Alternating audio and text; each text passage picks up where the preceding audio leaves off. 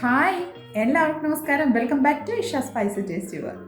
ഇന്ന് ഞാൻ നിങ്ങളുടെ മുന്നേ വന്നിരിക്കുന്നത് വളരെ പെട്ടെന്ന് ഈസി വേയിൽ തയ്യാറാക്കാൻ പറ്റുന്ന ഒരു ചക്കപ്പഴം കൊണ്ട് തയ്യാറാക്കുന്ന ഉണ്ണിയപ്പത്തിൻ്റെ റെസിപ്പിയും കൊണ്ടാണ് വന്നിരിക്കുന്നത്. അരി കുതിർക്കോ അല്ലെങ്കിൽ അരച്ചോ ഒന്നുമല്ല നമ്മൾ ഇന്നത്തെ ഈ ഒരു ഉണ്ണിയപ്പം തയ്യാറാക്കുന്നത്. വളരെ ഇൻസ്റ്റൻ്റ്ലി നമുക്ക് തയ്യാറാക്കാൻ പറ്റിയ ഒരു സൂപ്പർ ടേസ്റ്റി ആയിട്ടുള്ള ഒരു ഉണ്ണിയപ്പമാണ് നമ്മുടെ ഈ ഒരു ചക്കപ്പഴം ഉണ്ണിയപ്പം. തീർച്ചയായിട്ടും നിങ്ങൾക്ക് ഈ ഒരു റെസിപ്പി ഇഷ്ടപ്പെടുന്നതായിരിക്കും. അപ്പോൾ എല്ലാവരും ഈ ഒരു റെസിപ്പി എങ്ങനെയാണ് നമ്മൾ തയ്യാറാക്കുന്നതെന്ന് വീഡിയോ സ്കിപ്പ് ചെയ്യാതെ കണ്ടോളൂ കേട്ടോ. കണ്ടതിന് ശേഷം നിങ്ങളുടെ ഫീഡ്ബാക്ക് എന്നിൽ അറിയിക്കാൻ മറക്കല്ല കേട്ടോ.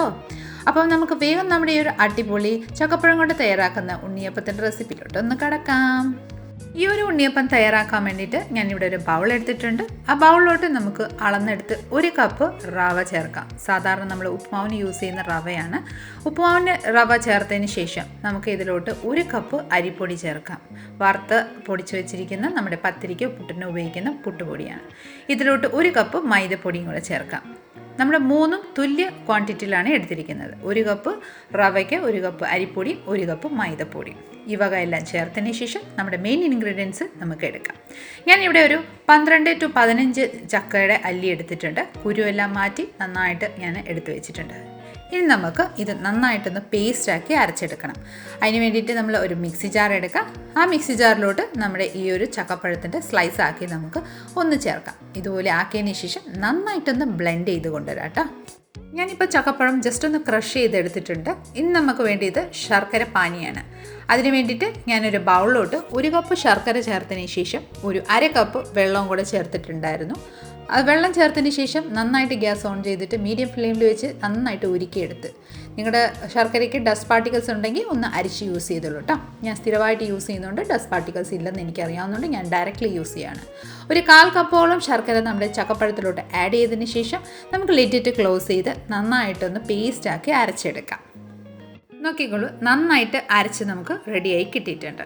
ഇനി നമുക്ക് എന്താ ചെയ്യാം, നമ്മുടെ ഈ ഒരു ബൗള്, അതായത് നമ്മളെ മൈദമാവും അതൊക്കെ ചേർത്ത് ആ ഒരു മിശ്രിതം നമ്മുടെ ഈ ഒരു മിക്സി ജാറിലോട്ട് ആഡ് ചെയ്യാം.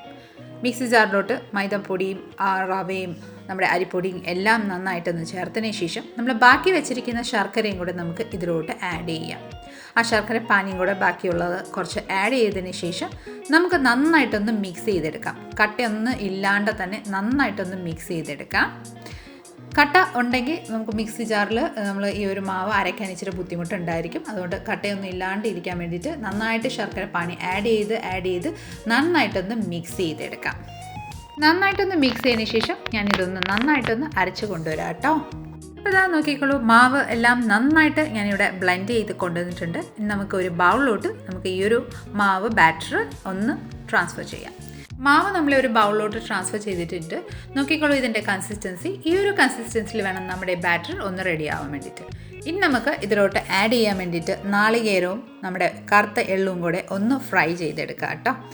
ഇതിന് വേണ്ടിയിട്ട് ഞാൻ ഒരു 1/2 കപ്പ് നാളികേരം ചോപ്പ് ചെയ്ത് വെച്ചിട്ടുണ്ട്, അതെടുത്തിട്ടുണ്ട്. ഒരു 2 ടേബിൾ സ്പൂണ് കറുത്ത എള്ളും കൂടെ എടുത്തിട്ടുണ്ട്. ഒരു കടായിൽ ഒരു 2 ടേബിൾ സ്പൂണ് നെയ്യ് ചേർത്ത് അത് നന്നായിട്ടൊന്ന് ചൂടായതിന് ശേഷം നമ്മൾ നാളികേരം നന്നായിട്ടൊന്ന് വഴട്ടിയെടുക്കാം. ഒരു ഗോൾഡൻ ലൈറ്റ് ബ്രൗൺ ആകുന്നിടം വരെ നമുക്ക് നന്നായിട്ടൊന്ന് റോസ്റ്റ് ചെയ്തെടുക്കാം. നെയ്യിലോട്ട് നന്നായിട്ടൊന്ന് വഴട്ടിയതിന് ശേഷം നമുക്ക് ഇനി ഇതിലോട്ട് നമ്മുടെ എള്ള് ചേർക്കാം. ഞാനിവിടെ 2 ടേബിൾ സ്പൂണ് എള്ളെടുത്ത് വെച്ചിട്ടുണ്ടായിരുന്നു, ബ്ലാക്ക് സിസം സീഡ്. അത് നമുക്ക് ഇതിലോട്ട് ആഡ് ചെയ്ത് ഒരു ചെറുതായിട്ടൊന്ന് വഴട്ടിയെടുക്കാം കേട്ടോ. അതായത് ചെറുതായിട്ടൊന്ന് റോസ്റ്റ് ചെയ്തെടുക്കാം. നന്നായിട്ട് റോസ്റ്റായി വന്നിട്ടുണ്ട്. ഫ്ലെയിം ഓഫ് ചെയ്തിട്ട് നമുക്ക് ഇതൊന്ന് ജസ്റ്റ് ഒന്ന് മാറ്റി വെച്ച് നന്നായിട്ടൊന്ന് തണുത്തതിന് ശേഷം നമ്മുടെ ഈ ഒരു ബാറ്ററിലോട്ട് നമ്മുടെ ഈ ഒരു മിശ്രിതം വറുത്ത് വെച്ചിരിക്കുന്ന നാളികേരവും എള്ളും കൂടെ നെയ്യ് കൂട്ടി നമുക്ക് ഇതിലോട്ട് ആഡ് ചെയ്യാം. ഇനി നമുക്ക് ഈ ബാറ്ററും നാളികേരവും നമ്മുടെ എള്ളും കൂടെ നന്നായിട്ടൊന്ന് മിക്സ് ആവാൻ വേണ്ടിയിട്ട് നന്നായിട്ടൊന്ന് ഇളക്കി യോജിപ്പിച്ചെടുക്കാം. ഇനി നമുക്ക് നന്നായിട്ട് യോജിപ്പിച്ചതിന് ശേഷം ലിഡിട്ട് ക്ലോസ് ചെയ്ത് ഒരു 3 to 4 മണിക്കൂർ ഇത് റെസ്റ്റ് ചെയ്യാൻ വെക്കാം. 3 to 4 മണിക്കൂറിന് ശേഷം ലിഡ് ഓപ്പൺ ചെയ്ത് നോക്കാം. നമുക്ക് നന്നായിട്ടൊന്ന് മിക്സ് ചെയ്ത് നമ്മുടെ ബാറ്ററിൻ്റെ കൺസിസ്റ്റൻസി ഒന്ന് ചെക്ക് ചെയ്യാം. പെർഫെക്റ്റ്ലി നമ്മുടെ ബാറ്റർ നന്നായിട്ട് ആ ഒരു സെയിം ടെക്സ്ചർ നമുക്ക് ഉണ്ണിയപ്പത്തിൻ്റെ മാവിൻ്റെ ബാറ്റർ ഏത് രീതിയിലാവേണ്ടത് ആ ഒരു കൺസിസ്റ്റൻസിയിൽ നല്ല കറക്റ്റായിട്ട് കിട്ടിയിട്ടുണ്ട്.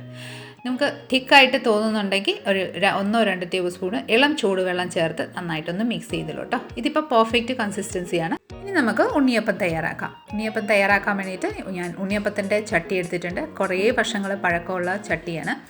അതുകൊണ്ടാണ് ഇങ്ങനെയൊക്കെ ഒരു ഷെയ്ഡായിട്ട് പോലെ തോന്നുന്നത്. ഇതിലോട്ട് ഞാൻ വെളിച്ചെണ്ണയാണ് യൂസ് ചെയ്തിരിക്കുന്നത്. നിങ്ങൾക്ക് വേണമെങ്കിൽ നെയ്യ് യൂസ് ചെയ്യാം കേട്ടോ. ഇനി നമുക്ക് നെയ്യിലോട്ട് അല്ലെങ്കിൽ ഈ ഒരു ഓയിൽ നമ്മൾ ചേർത്തിരിക്കുന്ന നന്നായിട്ടൊന്ന് ചൂടായതിന് ശേഷം മീഡിയം ഫ്ലെയിമിൽ വെച്ചിട്ട് നമുക്ക് ഓരോ സ്പൂണ് നമ്മുടെ ഓരോ കുഴിയിലോട്ട് ആഡ് ചെയ്യാം. നെകയ്ക്ക് എടുക്കല്ല. ഒഴിച്ച് കഴിഞ്ഞാൽ അത് വീർത്ത് വരുമ്പോഴത്തേക്കിന് പൊട്ടി എല്ലാം സ്പ്രെഡായിപ്പോൾ. അതുകൊണ്ട് ഒരു ഹാഫ് പോർഷൻ 3/4 പോർഷൻ മാത്രം നമുക്ക് നമ്മുടെ ബാറ്റർ ഒഴിക്കാവുള്ളൂ. ഇതുപോലെ ഓരോ കുഴിയിലോട്ട് ഓരോ അപ്പക്കുഴിയിലോട്ട് നമുക്ക് ഇതുപോലെ ബാറ്റർ ഒന്ന് ഒഴിച്ചെടുക്കാം. ബാറ്ററി ഇതുപോലെ ഒഴിച്ചതിന് ശേഷം നമ്മൾ അപ്പം തന്നെ ഒന്ന് മറിച്ചിടാൻ നോക്കല്. കുറച്ച് നേരം കഴിഞ്ഞിട്ട് ഇതാ നോക്കിക്കോളൂ, ഏകദേശം മോൾ വശം ഒന്ന് ലൈറ്റായിട്ട് ഷെയ്ഡ് മാറി വരുന്നിടം വരെ, ഈ ഒരു കളറിൽ മാറി വരുന്നിടം വരെ നമ്മൾ നോക്കുക. അതിനുശേഷം ഒരു ഫോർക്ക് വെച്ച് ജസ്റ്റ് ഒന്ന് മറിച്ചിടാം.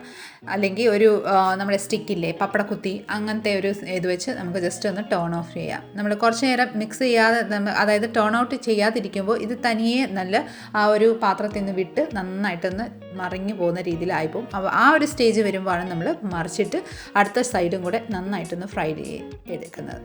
നന്നായിട്ട് ഇതുപോലെ ഒന്ന് പലതവണ 2-3 തവണ ഇതുപോലെ അങ്ങോട്ടും ഇങ്ങോട്ടും ടോൺ ഓഫ് ചെയ്ത് നമുക്ക് നന്നായിട്ടൊന്ന് മുരിച്ചെടുക്കാം. സാധാരണ ചിലർക്ക് നല്ല മുരിഞ്ഞ താല്പര്യം കാണില്ല, സോഫ്റ്റായിട്ടാണ് ഇഷ്ടം. നമ്മൾ വെളിയിലോട്ട് ആർക്കെങ്കിലും പുറത്തോട്ട് പോകുമ്പം കൊടുത്തു വിടാനാണെങ്കിൽ നന്നായിട്ടൊരു ഗോൾഡൻ ഷെയ്ഡ് ആവുന്നിടം വരെ നന്നായിട്ടൊന്ന് മുരിച്ചെടുക്കാം. വീട്ടിലെ ആവശ്യത്തിന് യൂസ് ചെയ്യുമ്പോൾ ലൈറ്റായിട്ടൊരു ഷെയ്ഡ് ഗോൾഡൻ ഷെയ്ഡ് ആവുന്നിടം വരെ വെയിറ്റ് ചെയ്താൽ മതി.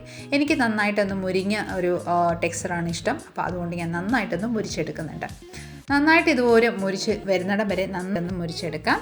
അപ്പം നമ്മുടെ ഉണ്ണിയപ്പം നന്നായിട്ട് ഒന്ന് മുരിഞ്ഞ് വന്നിട്ടുണ്ട്. നമുക്ക് ഓരോന്നായിട്ട് ഒരു സ്ട്രെയിനറിലോട്ടോ അല്ലെ ഒരു കിച്ചൺ പേപ്പറിലോട്ട് നമുക്ക് ഒന്ന് ട്രാൻസ്ഫർ ചെയ്തെടുക്കാം. ഞാനിപ്പോൾ ഒരു സ്ട്രെയിനറിലോട്ടാണ് നമ്മുടെ ഈ ഒരു ഉണ്ണിയപ്പം ഒന്ന് ട്രാൻസ്ഫർ ചെയ്യുന്നത്. ഇതുപോലെ എല്ലാം നമുക്ക് ട്രാൻസ്ഫർ ചെയ്തെടുക്കാം. ഉണ്ണിയപ്പം എല്ലാം ഇതുപോലെ സ്ട്രെയിനർ ആക്കിയതിന് ശേഷം ഓയിലെല്ലാം മാറി റിലീസ് ആകുന്നിടം വരെ നമുക്ക് ഒന്ന് തട്ടിക്കൊടുക്കാം. അതിന് ശേഷം നമുക്കൊരു പ്ലേറ്റിലോട്ട് മാറ്റിയെടുക്കാം. ഇനി ബാക്കിയുള്ള ബാറ്റർ നമുക്ക് ഇതുപോലെ തന്നെ ഉണ്ണിയപ്പം ഒന്ന് റെഡിയാക്കി എടുക്കാം കേട്ടോ. ഓരോ കുഴിയിലോട്ട് നമുക്ക് ഉണ്ണിയപ്പത്തിൻ്റെ ബാറ്റർ ഒന്ന് ഒഴിച്ചതിന് ശേഷം ആദ്യം ചെയ്ത പോലെ തന്നെ നമുക്ക് നന്നായിട്ട് എല്ലാ ഉണ്ണിയപ്പവും ഒന്ന് റെഡിയാക്കി എടുക്കാം. അപ്പോൾ ഇതാ ചക്കപ്പഴം കൊണ്ട് തയ്യാറാക്കിയ നമ്മുടെ ഉണ്ണിയപ്പം ഇവിടെ റെഡിയാണ്. ഓൾമോസ്റ്റ് ഒരു 60 to 70 നമ്പേഴ്സ് നമുക്ക് നമ്മുടെ ഉണ്ണിയപ്പം ഇവിടെ റെഡിയായി കിട്ടിയിട്ടുണ്ട്. അപ്പോൾ തീർച്ചയായിട്ടും ഈ ഒരു റെസിപ്പി നിങ്ങൾ വീട്ടിലെല്ലാവരും ട്രൈ ചെയ്ത് നോക്കിക്കോളൂ കേട്ടോ. അത്രയ്ക്ക് ടേസ്റ്റി ആയിട്ടുള്ളൊരു ഉണ്ണിയപ്പമാണ്. നല്ല സോഫ്റ്റായിട്ടാണ്. നല്ല ചക്കപ്പഴത്തിൻ്റെ ആ ഒരു സ്വാദും വരുമ്പോഴത്തേക്കിന് കുട്ടികൾക്കും എല്ലാവർക്കും നല്ല ചൂട് കട്ടൻ ചായയുടെ ഒക്കെ കൂടെ കഴിക്കുമ്പോൾ എല്ലാവർക്കും ഇഷ്ടപ്പെടുന്നതായിരിക്കും. പുറമിൽ നിന്ന് നല്ലൊരു ക്രിസ്പി ടെക്സ്ചർ ആണെങ്കിലും ഉള്ളിൽ നല്ല സോഫ്റ്റാണ്. നമ്മുടെ ടെക്സ്ചർ ഒന്ന് ഞാൻ നിങ്ങൾക്ക് കാണിച്ചു തരാം, നോക്കിക്കോളൂ. എന്ത് സോഫ്റ്റാണ്, നല്ല ലെയറൊക്കെ ആയിട്ട് നല്ല നമ്മൾ അരിയിട്ട് അരച്ച് നമ്മൾ ഉണ്ടാക്കുന്ന പോലെ തന്നെയാണ് നമ്മുടെ ഈ ഒരു ഉണ്ണിയപ്പം തയ്യാറാക്കിയിട്ടിരിക്കുന്നത്. അപ്പോൾ തീർച്ചയായിട്ടും നിങ്ങളെല്ലാവരും ഒന്ന് ട്രൈ ചെയ്ത് നോക്കിക്കോളൂ കേട്ടോ. റെസിപ്പി ഇഷ്ടപ്പെട്ടിട്ടുണ്ടെങ്കിൽ ഒന്ന് ലൈക്ക്, ഷെയർ ആൻഡ് സബ്സ്ക്രൈബും കൂടെ ചെയ്ത് തന്നെ മാക്സിമം ഒന്ന് സപ്പോർട്ട് ചെയ്തേക്കണേ. അപ്പോൾ അടുത്ത നല്ലൊരു റെസിപ്പിയും കൊണ്ട് വരുന്നിടം വരെ എല്ലാവരും stay tune, be happy and keep smiling. Thank you for watching and by.